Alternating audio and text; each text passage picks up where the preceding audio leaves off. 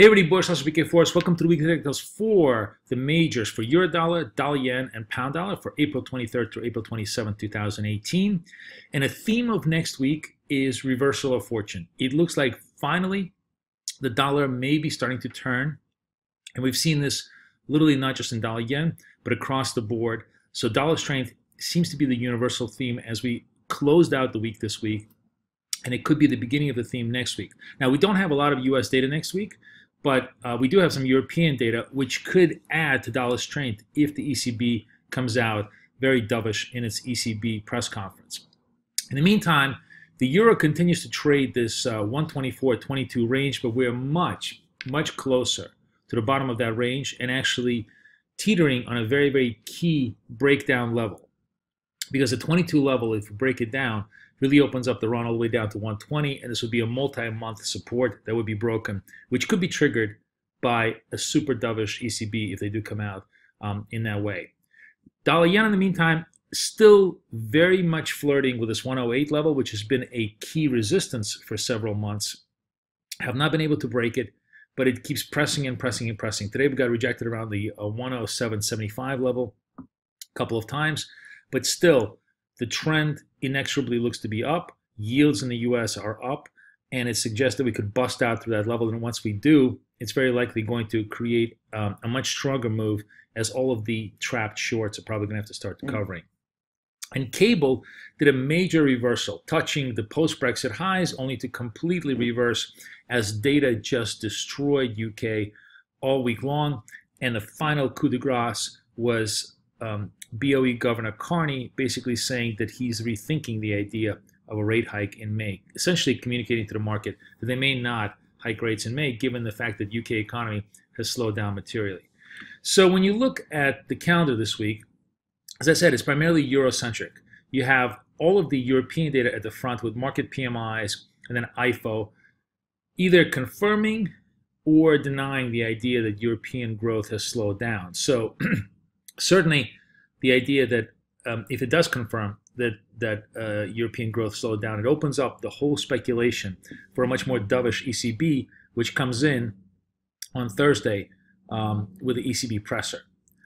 In the meantime, on the UK side, excuse me, not much there except for, I don't even think we have any UK data that's on the calendar this week. And we finish up with, no, sorry, we do have GDP data. I'm sorry, something in my throat here. Pardon me. We do have UK GDP data, and then we have US GDP data. And then a week. Now, this is what's interesting, actually, I think. So front of the week, very Eurocentric, possibly very negative, therefore very positive dollar. End of the week, after we have the ECB meeting, the really big test for the dollar will be the GDP numbers, because the GDP numbers, there's advanced GDP reading.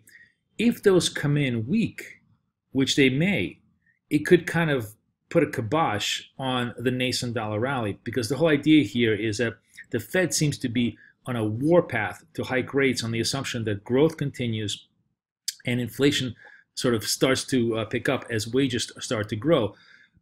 Evidence of that is still very circumspect. And if growth actually begins to slow down, I mean, if the worst possible thing for US GDP, because the number now is around 2.2 is what the market is looking for, is if we break the psychological 2 level to the bottom. If that comes in on Friday below 2%, that really puts a significant pressure on the dollar. So it's not impossible to imagine the idea of having a very choppy kind of week where the dollar gets bought front of the week and then sold end of the week if the data completely denies the Fed's robust view. But in the meantime, as we sort of start the week, it's pretty clear that technicals are setting ourselves up for a potentially extension of dollar moves, and the market's certainly not liking the euro. So let's take a look at the charts here and just see how the charts shape up. You know, we talked about this last week, and I talked about the idea that the euro was essentially being in the process of making lower highs, and technicals were revealing to us that there was topside pressure. In other words, anytime we hit the 24s, a lot of sellers came out of the woodworks. You saw that this week where it finally broke the dam. We broke the, we took 24s very, very briefly and then just came right back down, took out the 23s.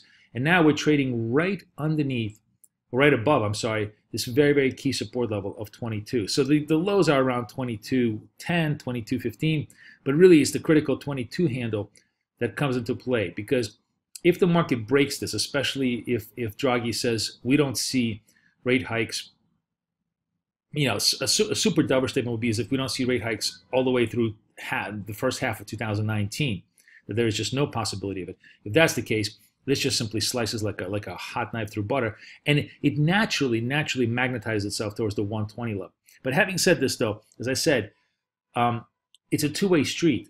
Even if we hit 120 just in the euphoria or the fear of Thursday, if Friday comes in and completely destroys the dollar bullish case, we'll bounce back.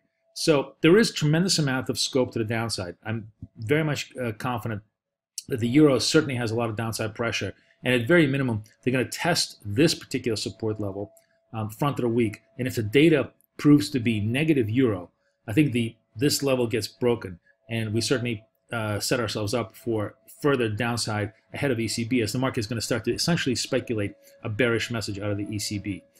But then after that, of course, it's an open question. So dollar yen, it's an inverse thesis, basically. You clearly see when we're above the 20-period SMA, we're walking sort of the lower band. We're coming into what we call the buy zone over here between the 1 and 2 Bollinger Bands to the upside. It would be ideal. It would be technically wonderful if we could close on the highs. We're not, but we're not closing far off the highs.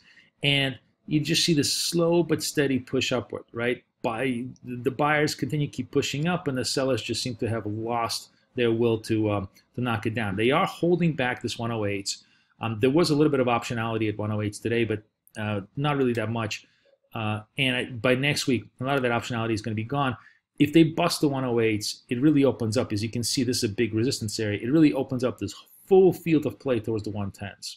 So one possibility is that we can take out the 108s front of the week, and even if we get negative news, then 107 will become support at this point, because no matter how bad the news is, it can't be that bad, and it could be a one-off event. GDP is always backward looking.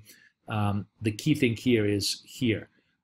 We go to 3% on a 10-year yield by Monday, Tuesday of next week.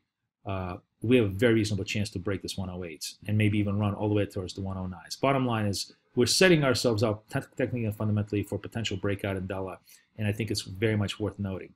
Conversely, look at this. This was a couple of days ago. I had a message for our subscribers, and I was absolutely right in my technical analysis, but I just simply didn't want to take the trade because I wasn't sure about the data, and of course, the data really proved me right. This was a really interesting tell technically, by the way, how we died right in front of the post-Brexit highs and reversed post-Brexit highs. It sort of told you the market was dubious, and then of course data confirmed market's dubiousness. Now we're at 140, essentially as support. 140, I would be shocked if 140 doesn't get broken Sunday night, Monday morning to you guys, or sometime early next week, simply because of just pure pro-dollar flows. Like I said, I think that the dollar continues its rally, at least for the very, very near term. The next support then becomes really the 138. That's really the much more serious, stronger support, the round number support, very likely to go. We could bounce back off of it. But overall, cable was trading on this, in my opinion, ridiculous assumption that the BOE was going to get as hawkish as the Fed.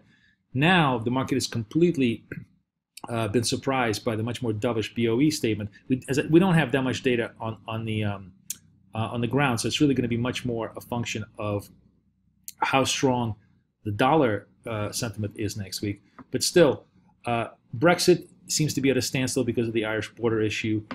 The growth is slow, and the BOE is nowhere near it's kind of a hawkish stance that the market thinks it is. So a lot of negatives against cable here. It was flying on fumes and irrationality, a lot of euro-pound flows as well.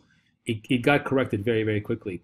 We are certainly at a modest amount of support, but as I said, the true support here is 138. And the thing about cable is when it runs, and when it dives, it falls like an eagle. So there's plenty of opportunity here for it to extend to the downside if momentum flows come in to sell it further. So bottom line is, I think front of the week looks very, very positive to the dollar, and you simply try to trade the sentiment flows unless we have a major reversal, and then you take it as you go as we come to the end of the week and watch the U.S. data. Wish you guys the best of luck, the best of trading. Boris Schlossberg, over and out.